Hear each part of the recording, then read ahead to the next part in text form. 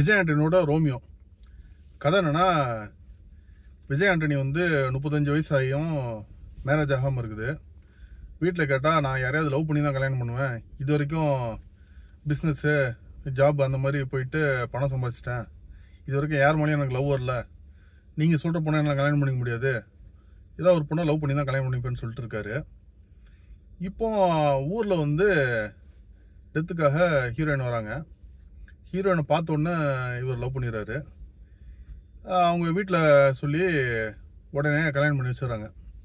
Heroine யாருன்னா, சென்னையில் ஐடியில் வேலை பார்க்குறேன்னு போய் சொல்லிட்டு இங்கே வந்து சினிமாவில் ஒரு பெரிய ஹீரோயின் ஆகணும்னு சொல்லிட்டு இவங்க ட்ரை பண்ணிகிட்ருக்காங்க. அவங்களும் அவங்க ஃப்ரெண்ட்ஸுங்க வந்து வாய்ப்பே கிடைக்காம சின்ன வெட்டிங்கு அந்த மாதிரி விஷயங்கள்லாம் தான் பண்ணிட்டு இருக்காங்க. இப்போ ஊரில் வந்து தாத்தா இறந்துட்டாருன்னு ஊருக்கு போகும்போது அவங்க அம்மா வந்து ஹாஸ்பிட்டல் அட்மிட் ஆகிறாங்க. ஸோ வீட்டில் பணம் கஷ்டம் இருக்குது. சரி, நீ எவ்வளோ சேமிச்சு வச்சுருக்க அப்படின்னு சொல்லிட்டு அவங்க அப்பா கேட்கும்போது எதுவுமே இல்லைங்கிற மாதிரி இவ சொல்கிறா. அவர் அதிலே கடுப்பாகிறாரு. அதுக்கப்புறம் இவளோட கொஞ்சம் ஒரு சில வீடியோஸ், ஆன்லைனில் இருக்க வீடியோஸ் எல்லாம் பார்த்துட்டு இன்னும் டென்ஷன் ஆகிடுறாரு. அதுக்கப்புறம் நீ சென்னைக்கெல்லாம் போக வேணாம், இவளுக்கு ஒரு வாய்ப்பு கிடைக்குது சென்னையில் ஹீரோயினாக நடிக்கிறதுக்கு, நீ எதுவும் போக வேணாம், நீ இங்கேயே இரு அப்படின்னு சொல்லும் போது இந்த ப்ரொபோசல் வருது. விஜய் ஆண்டனியோட அப்பா தான் வந்து அந்த ஆப்ரேஷனுக்கும் காசு கொடுத்து உதவுறாரு. அதுக்கப்புறம் கல்யாணம் பண்ணி வச்சிடுறாங்க. ஹீரோயினும் எதுக்கு கல்யாணம் பண்ணுறான்னா, அவங்க அப்பாவோட சுச்சுவேஷனில் வந்து இவரால் எதுவுமே பண்ண முடியாது. அட்லீஸ்ட்டு விஜய் ஆண்டனி வந்து ரொம்ப ஒரு அப்பாவியாக ஒரு அமுல் பேபி மாதிரி இருக்காப்புல, நம்ம சொல்கிறதெல்லாம் கேட்பாரு. ஸோ சென்னையில் இருக்கணும்னு சொன்னோன்னா அவர் உடனே ஒத்துக்குவார். ஓகே, நம்ம சென்னையில் வந்துட்டு ட்ரை பண்ணலாம் அப்படின்னு சொல்லிட்டு ஒரு இதில் மேரேஜ் ஒத்துக்கிறாங்க. விஜய் ஆண்டனிக்கு லவ் பண்ணி கல்யாணம் பண்ணிக்கணும், அது வந்து ஓகே. இப்போ கல்யாணம் பண்ணியாச்சு, கல்யாணம் பண்ணிட்டு லவ் பண்ணணும், லவ் லைஃப் அப்படியே வந்து வாழணும் அப்படின்னு சொல்லிட்டு இருக்காரு. இது பொண்ணு என்னன்னா, நான் கல்யாணம் பண்ணிட்டேன் அவ்வளோதான், எனக்கு சென்னை வந்துட்டேன் அவ்வளோதான். இதை தாண்டி அவளுக்கும் அந்த ஒரு விஜய் ஆண்டனிக்கும் வேறு சம்மந்தமே இல்லாத மாதிரி சென்னையில் இருக்காங்க. ஸோ இப்போ விஜய் ஆண்டனிக்கு வந்து யோகி பாபு கொஞ்சம் நிறைய ஐடியாஸ்லாம் கொடுக்குறாரு. இவர் ஃபோன் அடித்து பேசுனா ஃபோனே பேசக்கூட மாட்டேங்கிறாங்க, கட் பண்ணிடுறாங்க ஹீரோயின். சரி, நீ வேற ஒரு சிம் போட்டு வேற ஒரு வாய்ஸ் சேஞ்சர் மாதிரி ஏதோ ஒரு ஆப்பை போட்டு நீ பேசு சொல்லிட்டு விக்ரம்ங்கிற ஒரு கேரக்டர் மூலியமா அவளோட ஃபேனுங்கிற மாதிரி பேச ஆரம்பிக்கிறாரு. அந்த பொண்ணுக்கு வந்து எங்கேயுமே சப்போர்ட் கிடைக்கல, இந்த ஒரு கேரக்டர் மூலியமா தான் சப்போர்ட் வருது அப்படின்னு சொல்லிட்டு விக்ரம்கிட்ட யதார்த்தமாக பேச ஆரம்பிக்கிறான். ஸோ இவளை பற்றின விஷயங்கள் எல்லாமே விக்ரம்ங்கிற கேரக்டர் மூலியமா விஜய் ஆண்டனிக்கு எல்லா விஷயமும் தெரிய வருது. இதை வச்சுட்டு விஜய் ஆண்டனியோட ஒரிஜினல் அந்த ஹஸ்பண்ட் கேரக்டர், அது அறிவு கேரக்டர் அந்த பேர், அந்த கேரக்டர் மூலியமா இவ்வளோ க்ளோஸ் ஆகலான்னு ட்ரை பண்ணுறாரு. ஸோ இதில் வந்து அந்த பொண்ணுக்கு விக்ரம் கூட வந்து ரொம்ப ஒரு க்ளோஸ் அன்யூன்யமாக இருக்கா.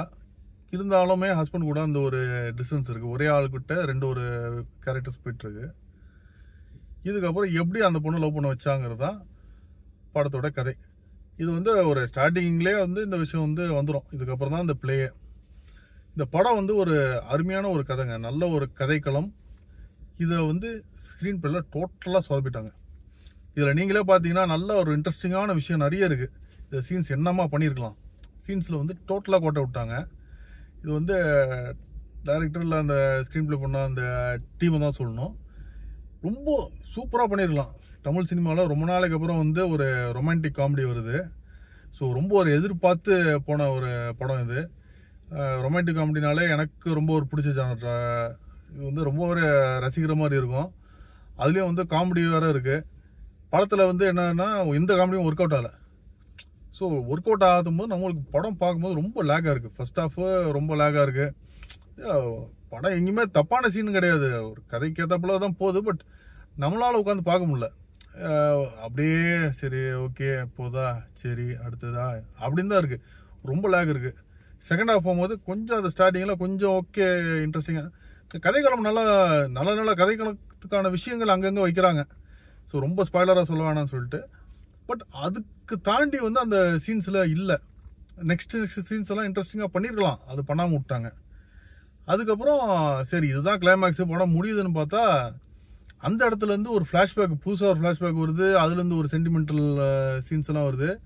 சென்டிமெண்ட் உண்மையிலே நல்லா பண்ணியிருக்காங்க. ரொம்ப ரசிக்கிற மாதிரி அந்த சென்டிமெண்ட் சீன் பண்ணியிருக்காங்க. பிளேஸ்மெண்ட் ரொம்ப தவறு. படம் முடிஞ்சாச்சு அப்படின்னு நினைக்கும் போது புதுசாக ஒரு கதைங்கிற மாதிரி சென்டிமெண்டல் சீக்வன்ஸ் வருது.